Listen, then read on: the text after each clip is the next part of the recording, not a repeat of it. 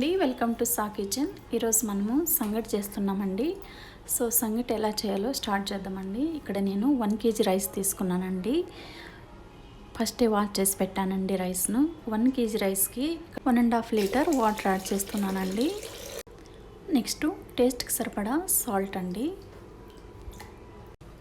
Next stove on చేసుకొని stove మీద పెట్టుకోవాలండి. నేను ఇక్కడ రైస్ హై ఫ్లేమ్లోనే కుక్ చేస్తున్నానండి.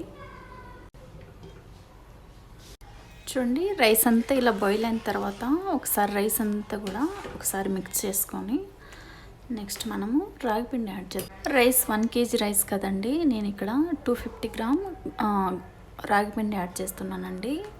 రాగిపిండి ఎక్కువ వేస్తేనే సంగటి అనేది చాలా బాగుంటుందండి. రాగిపిండి యాడ్ చేసిన తర్వాత సంగటి అంతా కూడా మరొకసారి బాగా కలిసేటట్టు మిక్స్ చేసుకోవాలండి.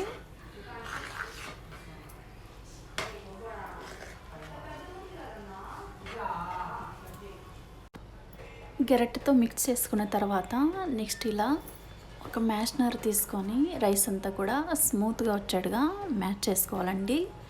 చూడండి, ఇలా సో ఆల్మోస్ట్ మనకు సంగటి రెడీ అయిందండి.